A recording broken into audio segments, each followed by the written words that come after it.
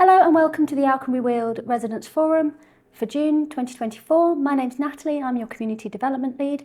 I'll be running through a community update, then we will have a quality of life update from Hanny, and finally Paul will take us through a development update. The Community Association have been very busy. For May there was the Walk on the Weald in aid of MAGPAS. Thank you to everybody who took part in that. And we also had on the 2nd of June the Open Gardens, which again was in aid of MAGPAS. And they raised £380. So thank you very much for everyone who took part.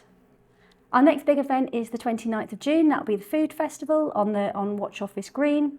Lots of food on offer. There'll be a market, lots to entertain people. There's a band with the Alconbury Weald House Band will be doing their debut.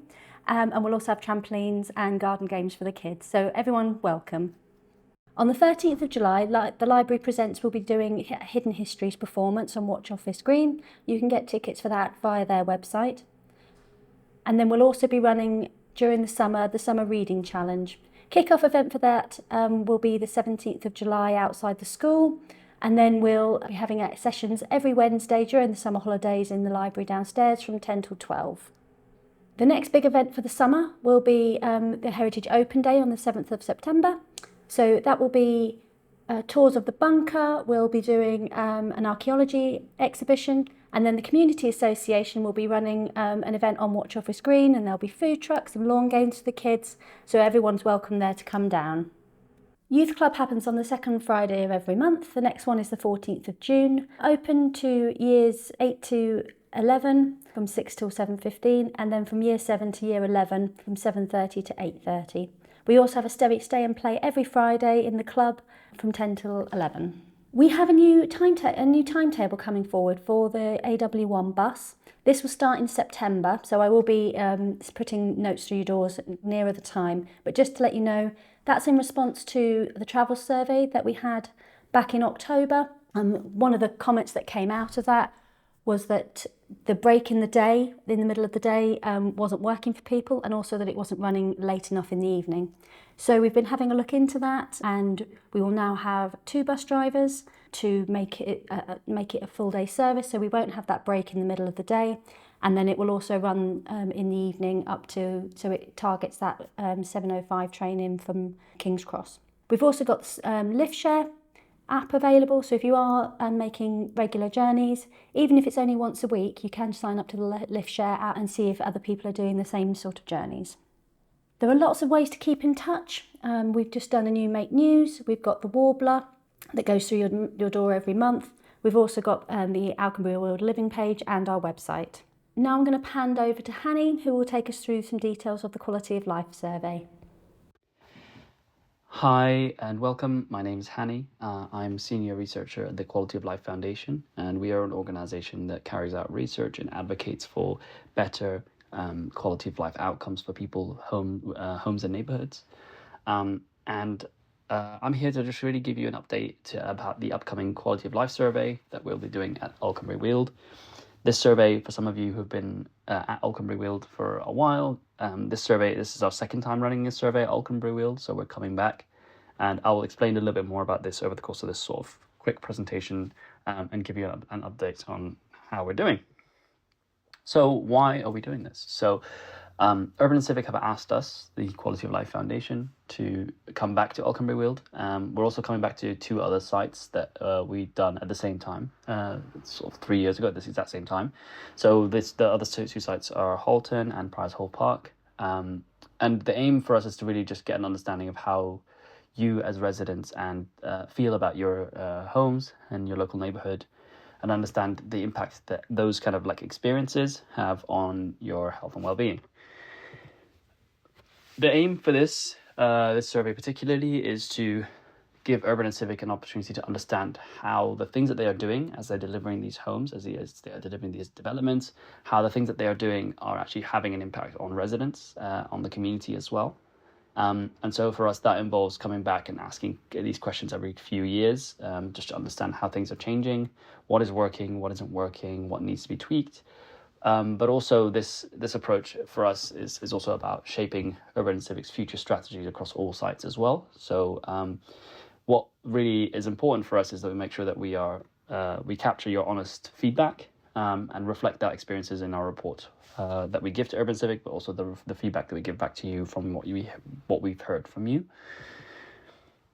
In terms of how we're going to do this, so our engagement approach, we try to be as accessible as possible. For us, that means, the more people we talk to, the better. The more diverse that collection of people that we talk to, the better. So we do hybrid engagement. So here's some images from previous engagements that we've done at other sites. But essentially, the main platform is a digital platform, which is called Commonplace. It's a digital engagement platform where you're able to just take the survey. But also you can also see other people's comments and also contribute to that as well. But also you can keep up to date with what's going on via that Commonplace page.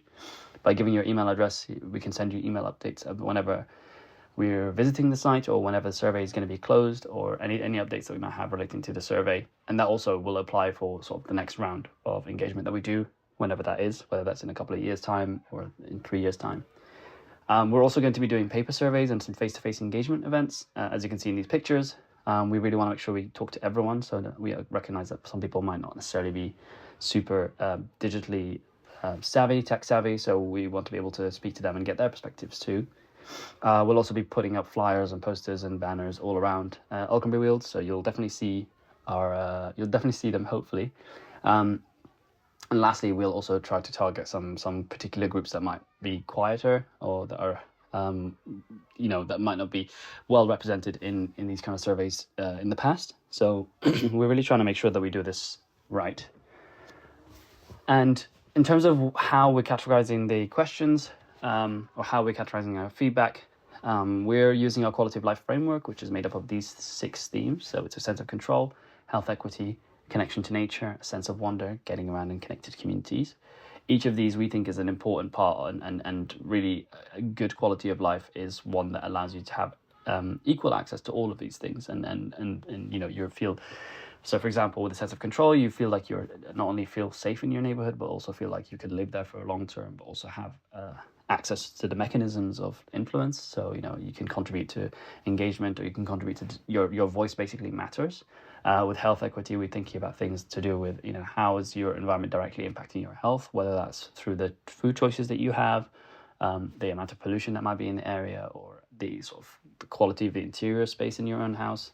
And then we're looking at, when we talk about connection to nature, we're talking about access to different kinds of nature, both in terms of green and blue spaces, but also diversity in terms of the different kinds of flora and fauna that you have access to, but also thinking a bit more about climate resilience and adaptation. That's an important part, obviously, considering the kind of ongoing climate crisis. And then we have a sense of wonder, which is just trying to capture all the things that make an area joyous. It brings vitality. And for us, that's not only about distinctive design, having sort of a distinctive neighborhood, a well-designed distinctive neighborhood, but also access to different kinds of cultural experiences, and also being able to also, relax, play, both for people of all ages as well.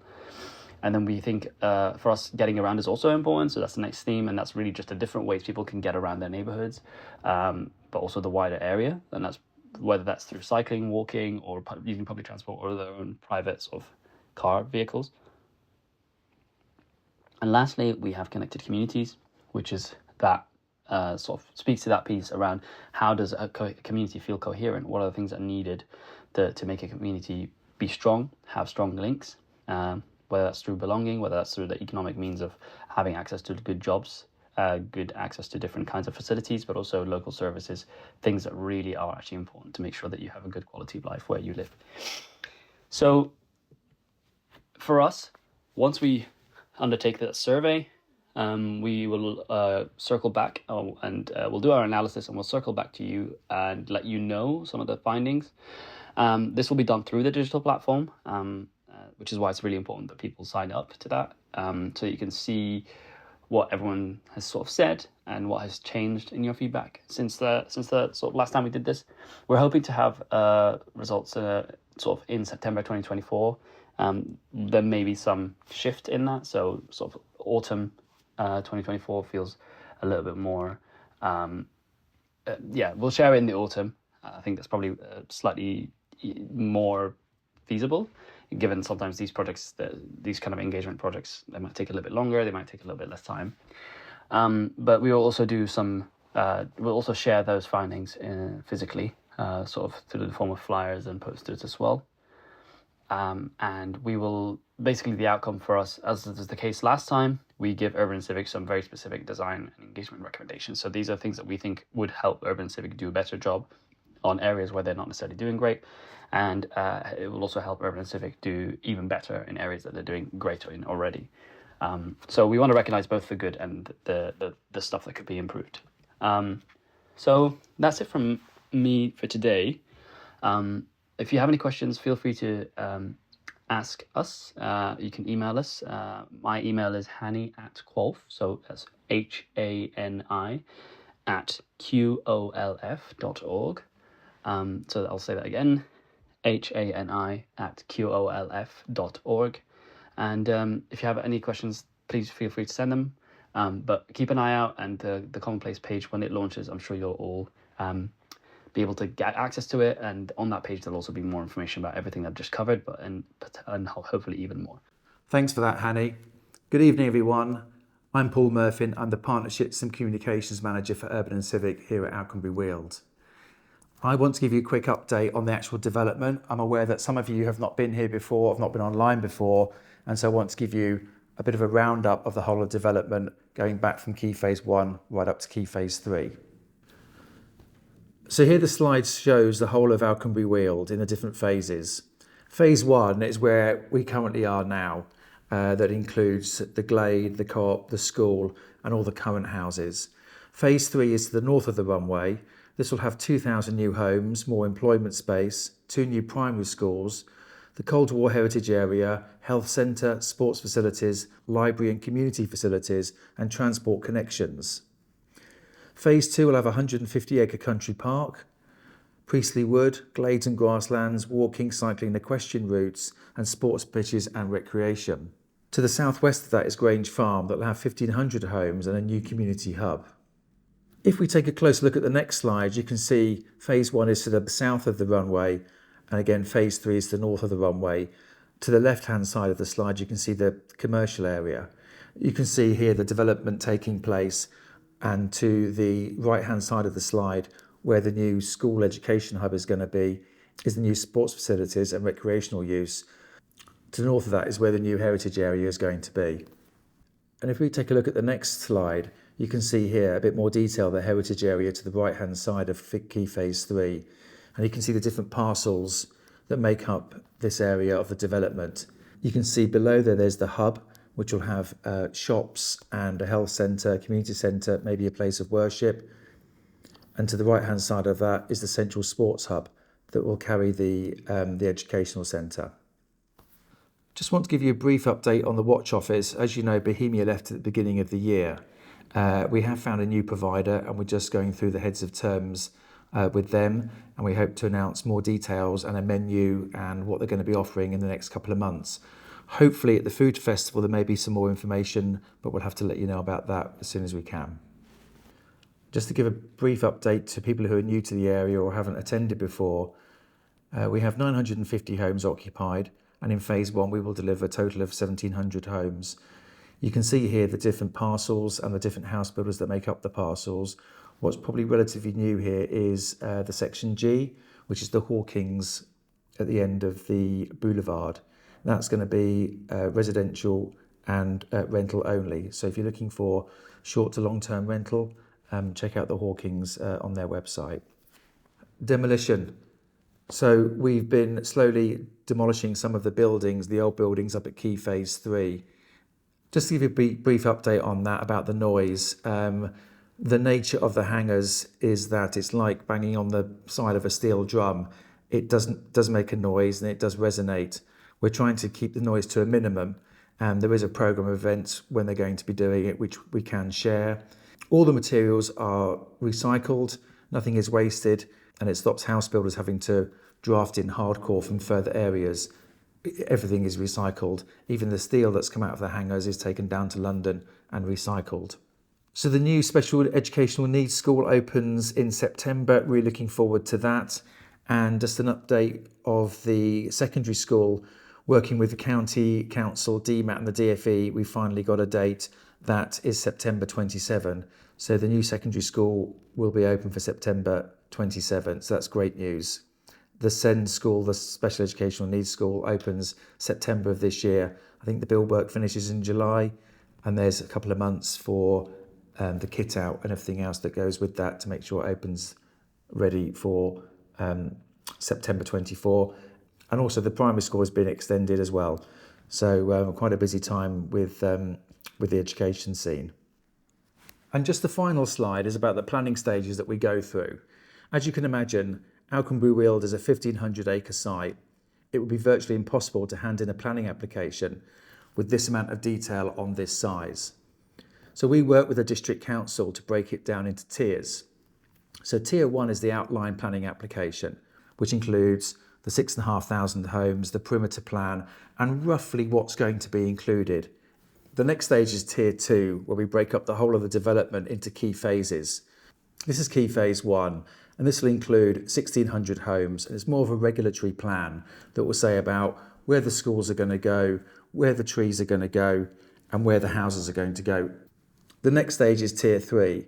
This is where we work with the house builder, where we'll set out the green infrastructure and the grey infrastructure. The green infrastructure is the trees and the parks and the grassland. The grey infrastructure is where the schools, the roads, and other community buildings are going to be.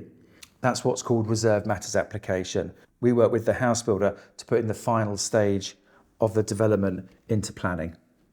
Thanks everyone.